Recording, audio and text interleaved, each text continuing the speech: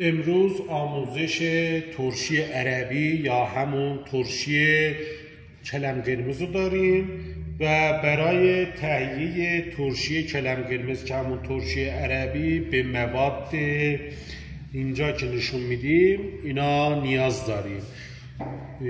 کلم قرمز هستش، گل کلم هستش، هویج هستش، خیار هستش و فلفل هستش.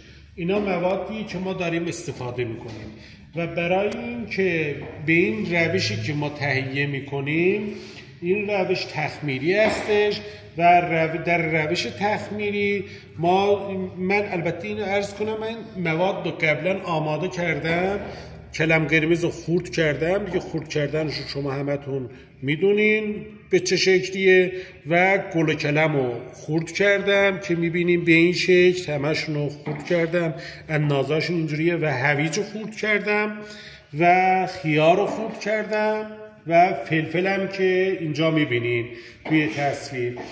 بعد اینا رو جداگانه برای این که بالاخره به عمل بیاد در روش تخمیری توی آب نمک قرار میدیم. هر کدومو بعد خورد کردن 2-3 روز اینا رو توی آب نمک قرار میدیم.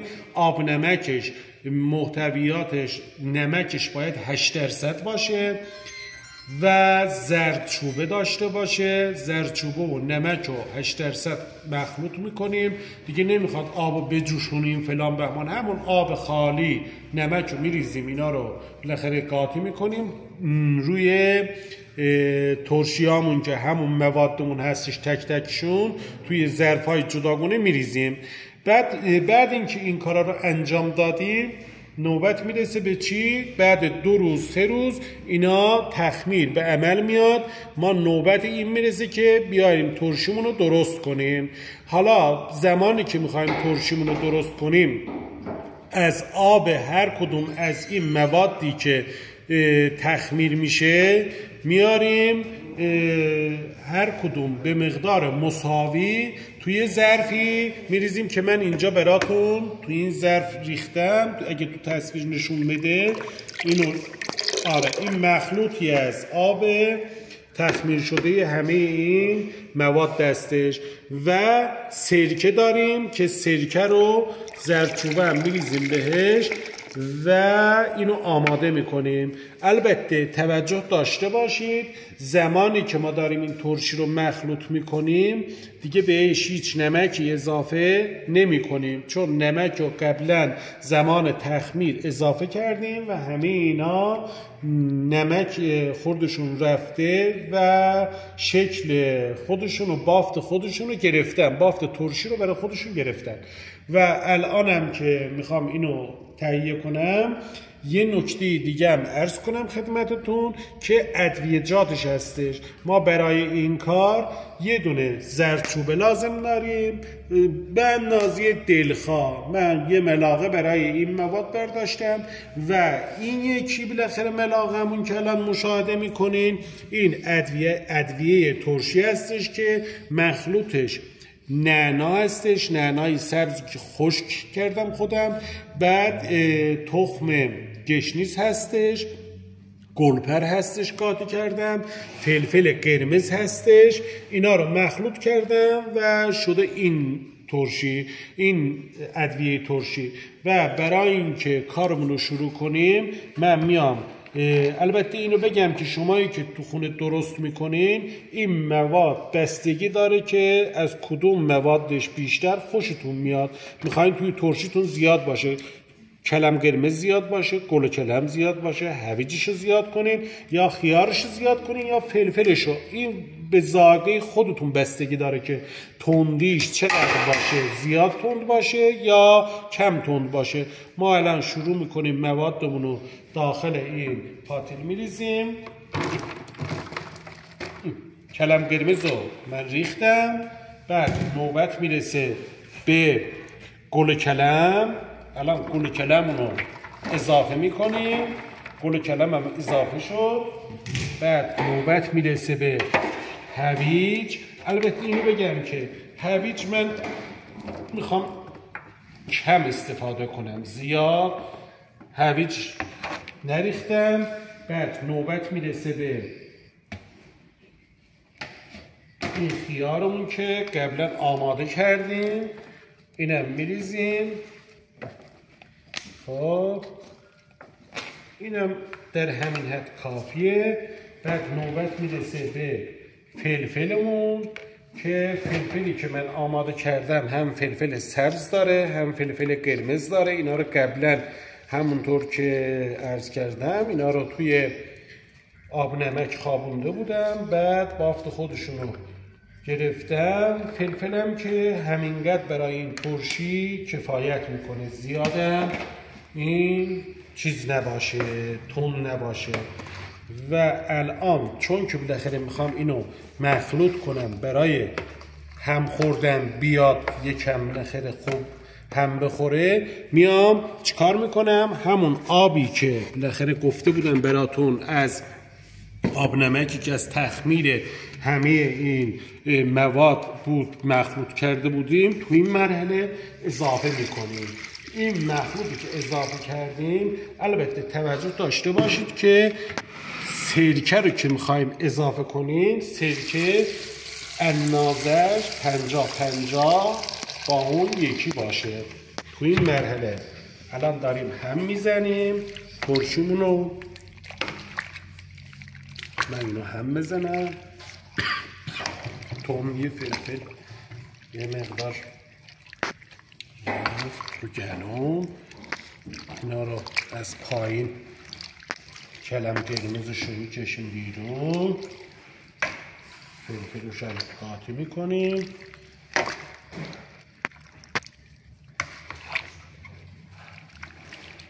ظرفای کوچولو پایین بیار.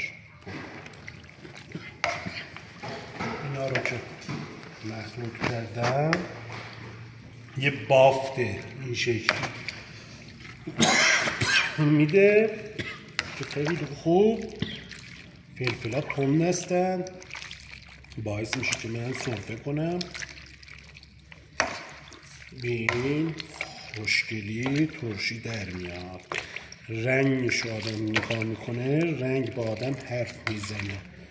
واقعا خیلی جذابه. حالا توی این مرحله ما میایم زردچوبه رو اضافه میکنیم. زردچوبهش اضافه میکنیم. البته اینم بگم که زردچوبه رو زیادم استفاده نکنیم، این اندازش خوبه. بعد نوبت میرسه به همون ادویه‌ای که گفته بودم خدمتتون، ادویه رو اضافه میکنیم. ادویهش اضافه میکنیم. اضافه کردیم. خب اینم بستگی داره به ذائقه شما که دوست داشته باشین چقدر اندازه چند اندازه استفاده کنیم. من همین اندازه استفاده کردم. بعد ما سرکه رو میریزیم روش. الان یه دور دیگه هم میزنیم.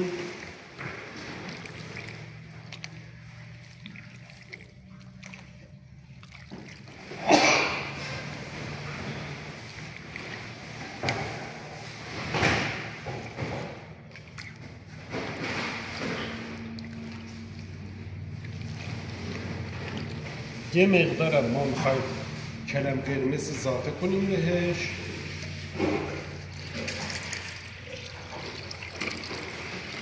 این اندازه من کلم قرمز دوباره اضافه کردم بهش. یه مقدار احساس کردم که کلم قرمزش کم شده. دوباره هم میزنیم.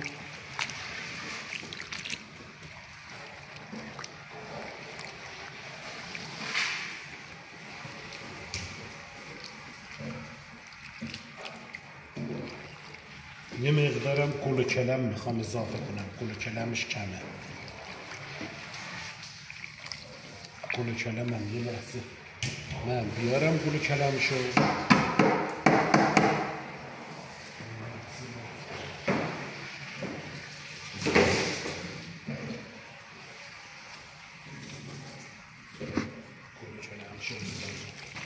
اضافه کردم. بذار آبش زیاده برداریم.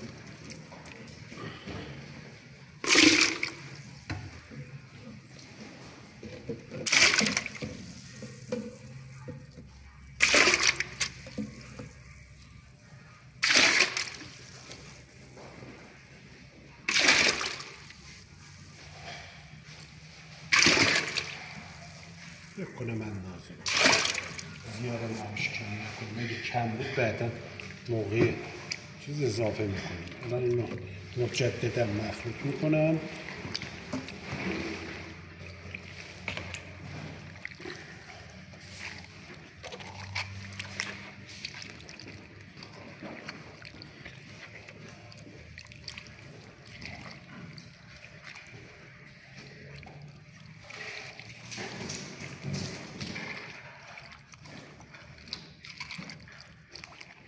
بکنم این بافت به نظر من بهتره. من این بافت رو میپسندم. این بافت ترشی رو برای من خیلی خوشپسنده. یه مقدار هویشی چند تایی بریزیم روشون. اینجوری شد.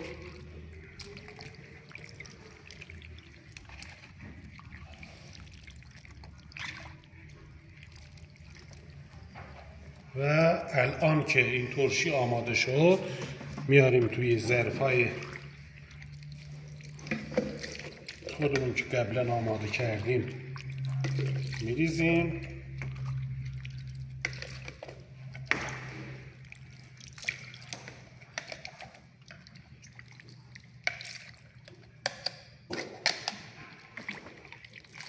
البته اینو بگم که این ترشی هیچ گونه حرارتی ندیده و به صورت تخمیری هستش و خیلی هم خوشمزه هستش. من از درست کردنش لذت میبرم. مطمئنم که شما درست کنیم و از خوردنش لذت ببرین. اینو توجه داشته باشین که حتما باید زمانی که ظرف رو بسته بندی میکنید سرکه بالای مواد گرفته باشه. بعد در ظرفم خوب محکم ببندید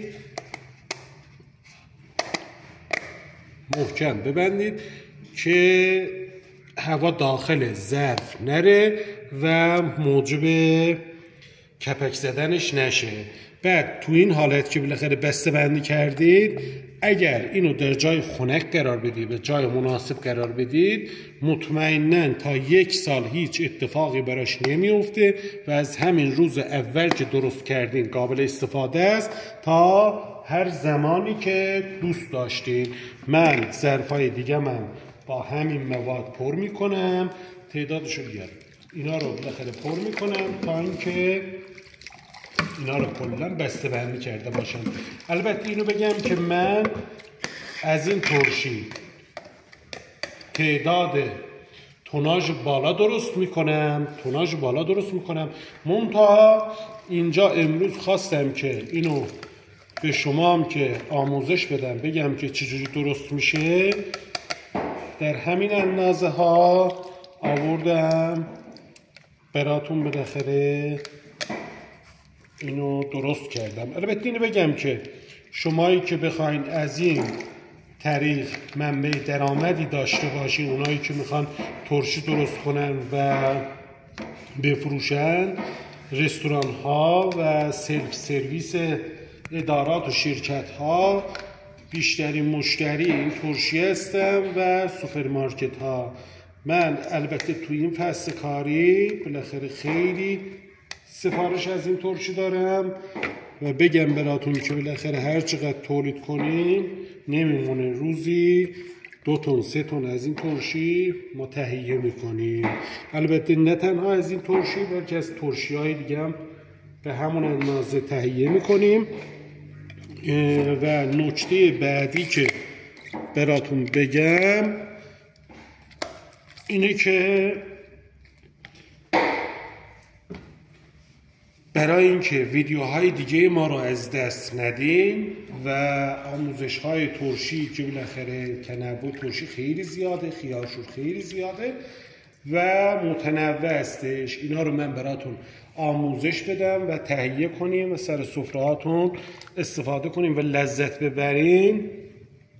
حتما ما رو لایک کنین، سابسکرایب کنید و زنگوله رو بزنید که فیلم های دیگه‌مون براتون نشون داده بشه. ممنون از همراهیتون. یا علی.